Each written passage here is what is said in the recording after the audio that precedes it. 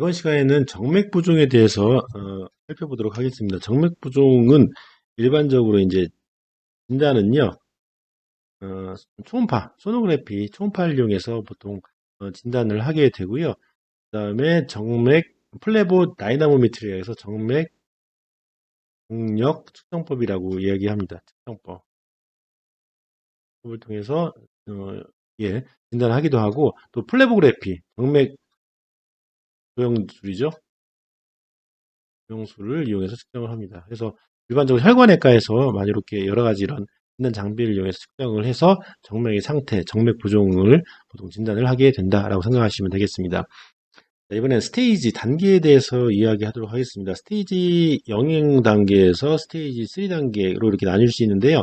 당연히 0단계에서는 상태가 좋은 단계이고 스테이지 3로 갈수록 상태가 좋지 않은 단계라고 생각하시면 되겠습니다. 스테이지 0단계, 0단계 실제로 임상적인 증상이 거의 없는 상태를 이야기합니다. 림프 부종도 레이턴트 스테이지였 0단계에서는 그랬었죠. 그것처럼 이렇게 정맥 부종 같은 경우에도 0단계에서는 특별하게 심프텀이 없다, 증상이 없고 부종도 없습니다. 노이데마. 그 대신에 이제 우리가 이제 정맥 자체가 기능이 원활치 않기 때문에 정맥 자체가 기능이 원활하다는 것은 주변에 있는 근육의 펌핑에 의해서 정맥 압력이 눌려지면 정맥의 압력이 가해지면 결국 정맥 안에 있는 혈액들이 바깥 위쪽으로 프록시마 쪽 심장 쪽으로 이렇게 위로 올라가는 패턴이 돼야 되는데 실질적으로 그 능력이 보행을 해서 또는 근육이 펌핑을 한다 하더라도 올려보낼 수 있는 능력 자체가 많이 기본적으로 떨어져 있다라는 거죠. 떨어져 있기 때문에 실질적으로 부종이 그 안에 있는 혈관의 압력이 높아지면서 부종이 발생이 됩니다. 근데 다행스러운 것은 림프관 자체가 그것을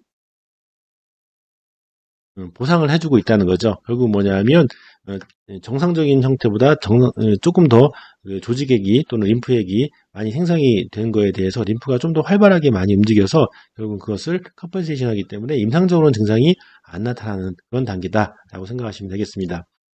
자, 스테이지 1은요. 오버나이트, 이게 밤 동안에 이제 부종이 이렇게 낮 동안에 부종이 있다가도 밤 동안에 자고 일어나게 되면 일단은 부종이 원래의 상태로 완전하게 빠지는 상태가 된다는 거죠. 그래서 스테이지 1은 리버서블 페리말레오라 이데마가 발생이 되는데 그것이 리버서블이란 말이 붙는 것은 가역적이란 말이라고 했죠. 가역적. 그래서 원래의 상태로 밤 동안에 관리를 잘해서 뭐 다리를 올려놓거나 대신 좀 쉬게 되면 이제 원래 상태로 발목 주변이 제일 많이 부종이 발생되는 부분인데 그것도 정상적인 형태의 사이즈로 원래 상태로 돌아올 수 있다라고 생각하시면 되겠습니다. 그래서 특징은 이제 스테이지 1의 특징은 이제 부종이 발생되는데 페리말레오라, 그러니까 복숭아뼈 주변 주변에 부종이 발생된다. 하지만 이것은 가역적인 부종이다라고 생각하시면 되겠습니다. 그 다음에 코로나 플레벡타티카라고 하는 정맥, 우리말로는 말이 어렵죠. 이게 정맥 방환이라고 이렇게 얘기를 하는데요. 앵클 플레어라고 이렇게 보통 표현합니다. 앵클 플레어. 발목 쪽에 정맥, 그러니까 파란 정맥 혈관들이 이렇게 확장이 되면서 이렇게 예를 들어서 발목이 이렇게 있잖아요. 이렇게 있고 여기 있으면 발목 복숭아뼈가 이렇게 있으면 복숭아뼈 주변에 되게 많은 정맥 혈관들이 이렇게 확장이 되면서 이제 우리 정맥류 같은 것들이 여기에서 제일 많이 발목 주변에 보이는 현상을 코로나 플레벡타티카 정맥 광환이라고 합니다. 결국은 정맥 혈관 자체가 이렇게 엑타시아 확장이 된 것을 이야기합니다. 그래서 앵클 플레어라고 이것을 일명 이야기한다라고 생각하시면 되겠습니다.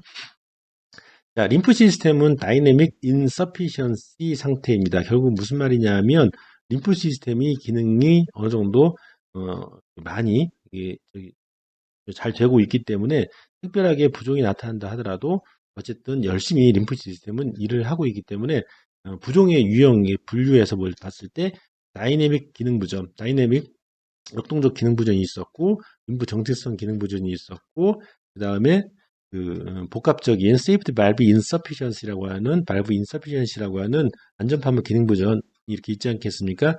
그 중에서도 첫 번째에 해당되는 역동성 기능 부전이라고 생각하시면 되겠습니다. 결국은 림프 시스템은 정상적으로 오케이, 기능은 잘하고 있다. 물론 열심히 일을 하고 있는 상태이죠. 평상시보다. 자, 그래서 이것을 로우 프로테인 이데마의 로우 프로테인 저단백 부종이다 라고도 얘기할 수 있습니다. 다이내믹 인서피션시가. 자, 이게 스테이지 1입니다. 그리고 스테이지 2는요, 일단은 상태가 더 안 좋아지고 부종도 당연히 더 커지게 되고요. 궤양이 발생됩니다. 궤양이 발생되고요. 얼서레이션. 그 다음에 컴파트먼트 신드롬. 컴파트먼트 신드롬은 구획 증후군이라고 보통 얘기합니다. 구획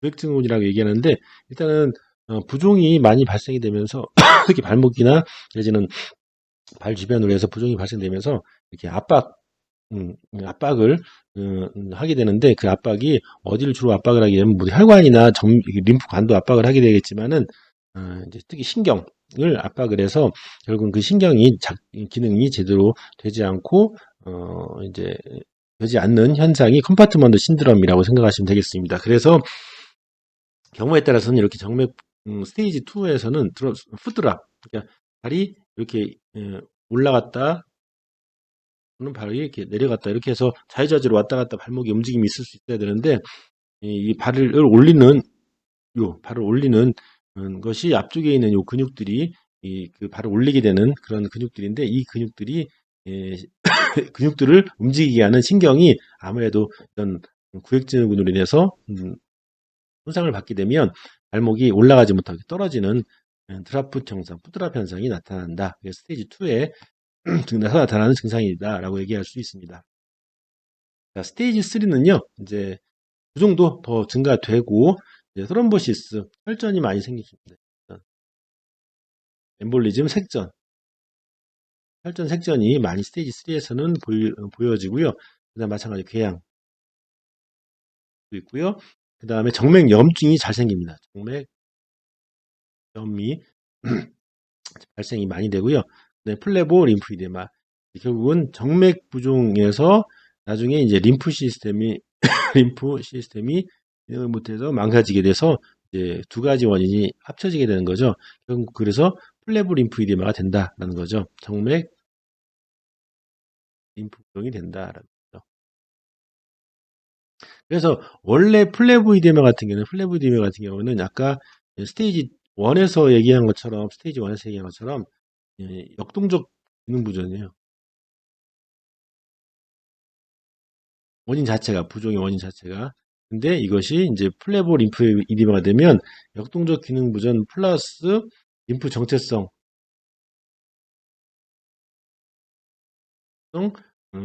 부종으로 이렇게 같이 되면서 상태가 상당히 안 좋아지는 그런 패턴을 하게 된다라고 얘기할 수 있다. 생각할 수 있다. 그 다음에 스테이지 3 이상 이렇게 더 이제 이거 상태에서 더 나빠지게 되면요, 당연히 이제 동맥 부종, 그다음에 부종도 이제 이렇게 아주 상당히 부종이 심하게 지내면서 안쪽으로 많이 오목이 많이 눌렸을 때 오목 현상이 상당히 심하게 나타나기도 하고요.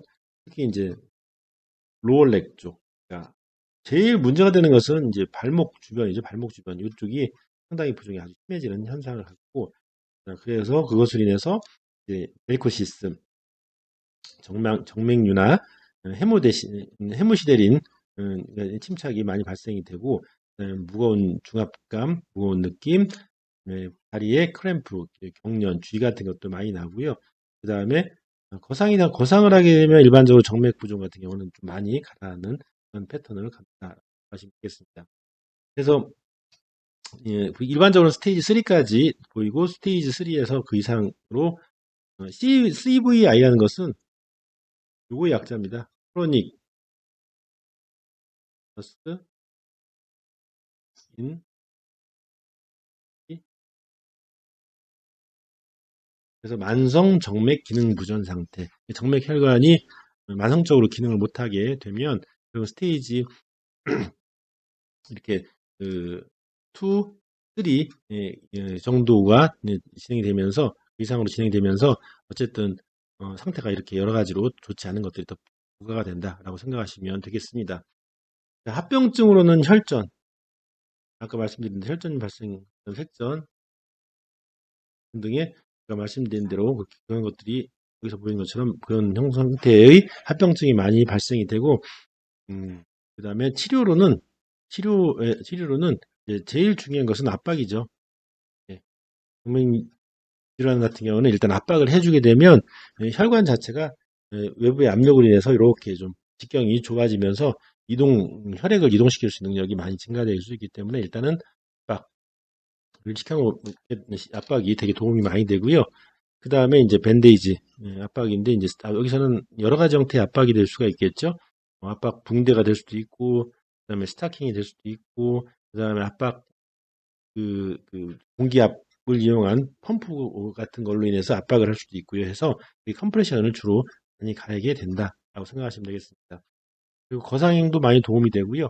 근육 운동, 머슬 엑서사이즈, 근육 운동, 머슬 펌핑이죠.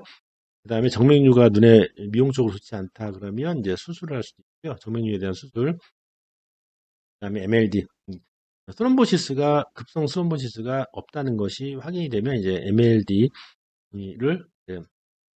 시행을 하게 되면 정맥 부종에서도 상당히 증상을 완화시키는데 도움이 많이 됩니다. 그리고 뭐 이게 스킨이나 궤양 같은 거에 대한 치료도, 피부에 대한 치료도 당연히 해야 되겠죠. 그래서 그 증상에 따라서 여러 가지 다양한 이런 패턴의 치료들이 이루어지고 있다라고 생각하시면 되겠습니다.